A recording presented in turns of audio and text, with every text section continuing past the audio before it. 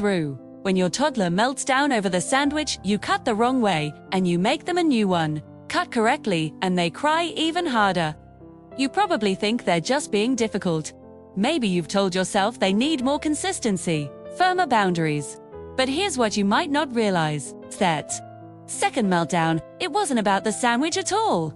Your child was crying because they couldn't stop crying from the first time. They're not being difficult. They're emotionally stuck. And when a toddler gets emotionally stuck, it doesn't look like sadness. It looks like defiance. The same battles day after day. But once you understand what's actually happening, everything changes. So today, I'm going to walk you through 4 subtle signs that your toddler is emotionally stuck, and more importantly, how to help them move forward. Before we dive into the signs, let me share a documented case about a 3-year-old day. Every morning at daycare drop-off, she would freeze, completely shut down. Her parents tried everything. Longer goodbyes, shorter goodbyes, even sneaking out. Nothing worked. But here's what we discovered. She wasn't afraid of separation. She was afraid of unfinished goodbyes. See, her parents were rushing through drop-off because they thought quick was better. But her emotional system needed closure. Needed to complete the goodbye ritual. And here's why that matters for your child too. When you tell your toddler, it's okay, you're fine, and they keep crying, it's not because they're ignoring you, it's because in their world, okay doesn't register until the emotion is actually complete. Here's why.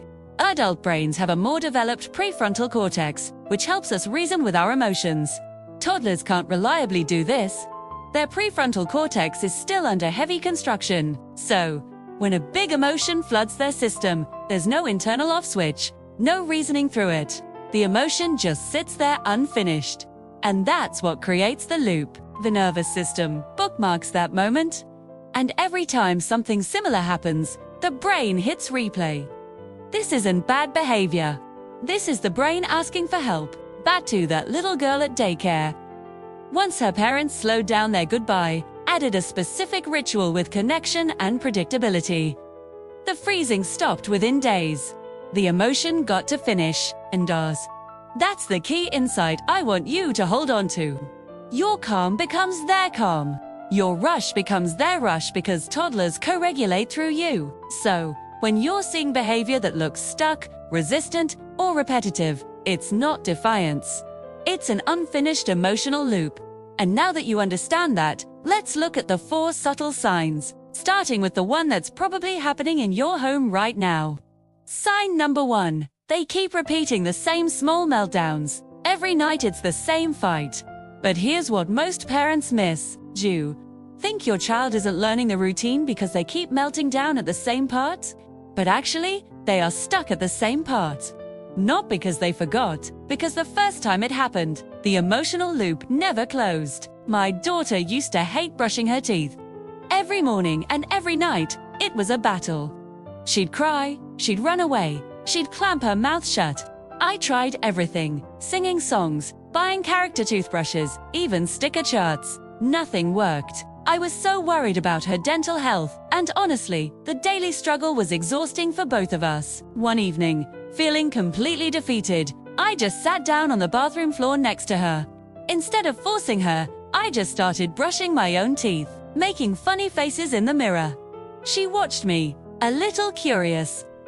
Then, I handed her her own toothbrush, but instead of telling her to brush, I asked if she wanted to brush my teeth. Her eyes lit up.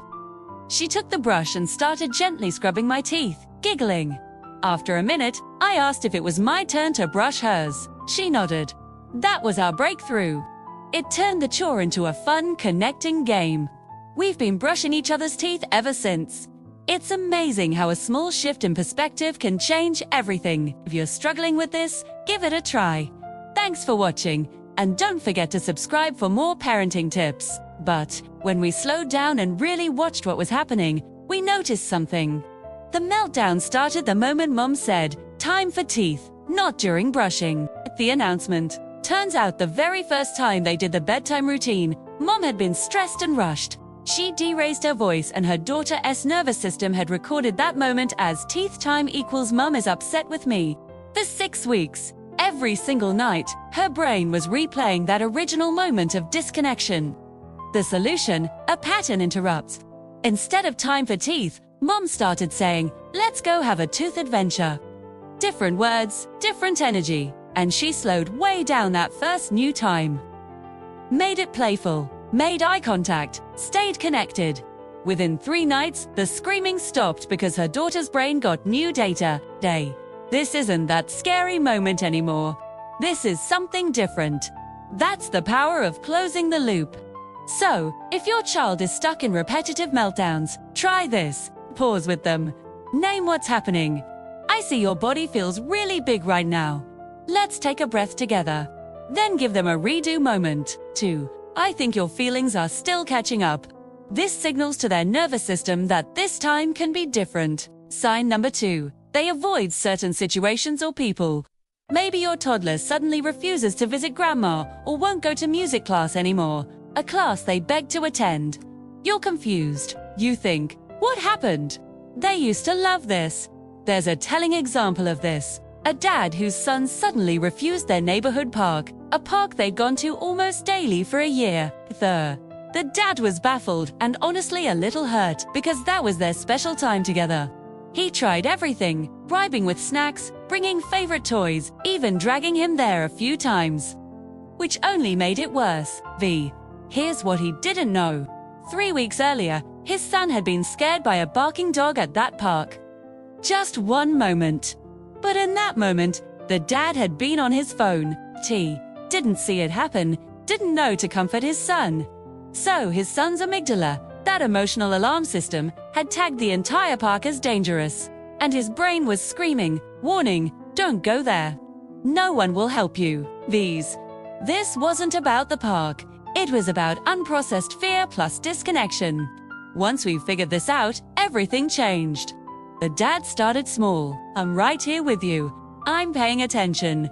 If anything scary happens, I've got you. They didn't even get out of the car that first day, but the next day, they walked to the edge.